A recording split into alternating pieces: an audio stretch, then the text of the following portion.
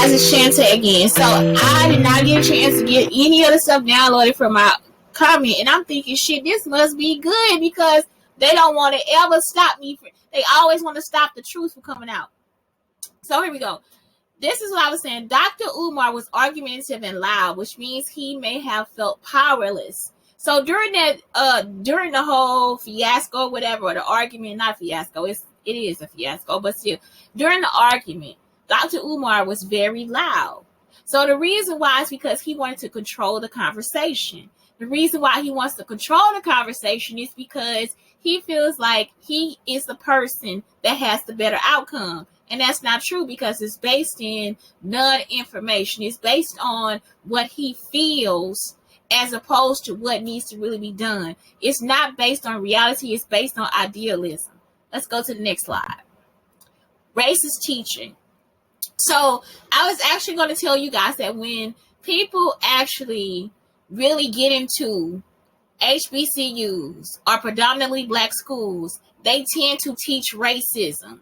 They tend to teach people how to stop living their true lives. So it's always a prejudice. When they first come in, it'll be like, well, we need to line up this way because don't do that or the principal will.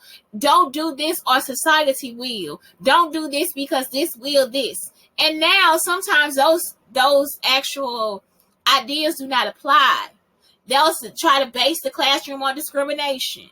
They might not like the dark-skinned child. They might like the light-skinned child. They might not like this person's parent. They don't like that antagonism against the person or people on the basis of their membership in a particular racial or ethnic group.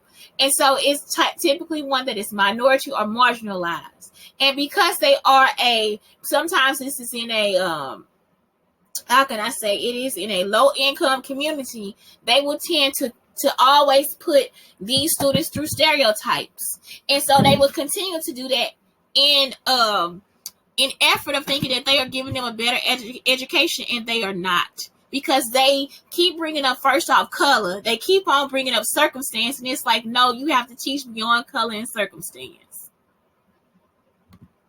Next, money. So Dr. Umar says, well, you guys had the money. See, and that was from that book. That's why I went off on that man about Charles Barkley.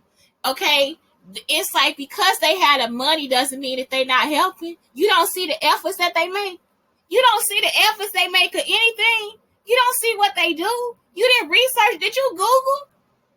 So if that's the case, y'all know I just did a video where I got mad at Drake's mom. I didn't Google something, and I have anxiety and PTSD, so I was reacting first. When I went back to research, I found out I was wrong. I came back and said I was wrong and apologized. You don't Google? Money is not a cure-all. Money is not a hero. A healthy mind is. And so with Deion making that move, he's actually putting himself in a new environment, giving himself more exercise for his brain. You understand? Because he has to now learn new and different things. It's a different environment, and it's actually healthier for him to do that. And he might find that he could find a way to cure the issues that he's been having. Because some of the stuff that they have been using, whether y'all know it or not, it was stolen. It's stolen from me. You understand what I'm saying? Like, they want to have something to do with me. They want to know what this stuff for this school was for. And it's not true. They don't know. They don't know what it is. You understand what I'm saying? They don't know what the stuff is. Everything they saying is not true. So that's the problem. And they keep stalking us, trying to cover everything up, stalking and killing people. You got to stop. They have to stop. Next, if Deion Sanders stays there and it's an underfunded school and he is working below his pay, then he is basically just volunteering. And it's like, you want him to volunteer because he black? Isn't that more racist than a white person? You want me to stay in this place because I'm black. You want him to volunteer and lose money because he's black. You want him to lose experience. You want him to lose his family to lose experience because he's black. No, that's racist. HBCU people tend to be privileged, spoiled. They have inconsideration for others, control issues, abuse, and they will always end up with imposter syndrome. And that's when y'all start flipping out. That's when y'all start trying to act uppity and like you better than everybody and this, you ain't never been through nothing and we got this and we doing that, da. And it's like, no, honey, or you can take this because you black and all this different stuff. It's like, please. That's what is wrong with Dr. Umar. He actually needs therapy. Like, he actually needs to seek therapy. How could you feel? And I'm going to go through each word too. Privilege. He's feeling privileged because he feels like he actually has a better solution for Deion Sanders' life than Deion. Deion is an older man. Deion has experience. Deion has experience with different types of personalities and people. And you mean to tell me you can make a better decision for Deion than he can? Spoiled. You in there hollering at Charlamagne on his show, on his platform. He didn't put you down. He was just trying to give you a chance to listen to what he was actually telling you.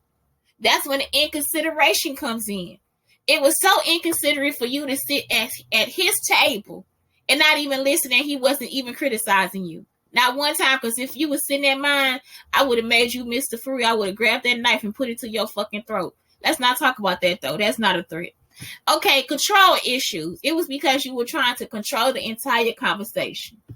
Therefore, you are being abusive against Charlamagne and Deion Sanders because it's really not your business. And Charlamagne is really trying to give you the out for you to listen to what he is actually telling you, that's not an individual problem. Deion Sanders is not the president. Deion Sanders does not own the school. Deion Sanders does not own Jackson, Mississippi. So that is the problem. Imposter syndrome. We sit somewhere and pretending we somebody we not. So you sitting there saying you a doctor when really you are just Mr. Umar.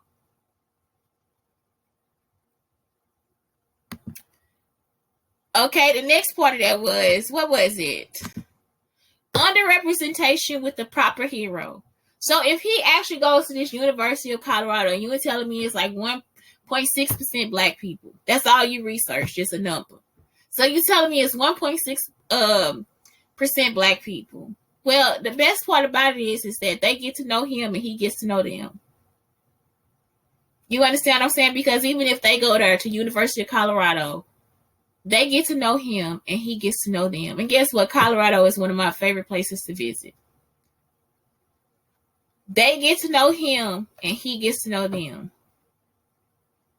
Education is everything. He is actually opening up his mind to something different. Education is everything. Therapy. You need therapy, Dr. Umar. Is a privilege or special right advantage or immunity granted or available only to I don't think that's what I was looking up. I think that slide is wrong. I think I was looking up something else. But therapy, you need therapy. And I'm sorry y'all about that slide. I apologize. You need therapy because of your issues with privilege. It's wrong. What you're doing is wrong. And the last part is experience is a good teacher. Research, travel, find yourself, find your best self and focus on self. So I want you to see something. This is his garden and that's yours. Tend to your own garden. That's basically what I'm trying to tell you. Tend to your own garden and stay the fuck up out of his. Anyway, that's it, y'all. Have a great day.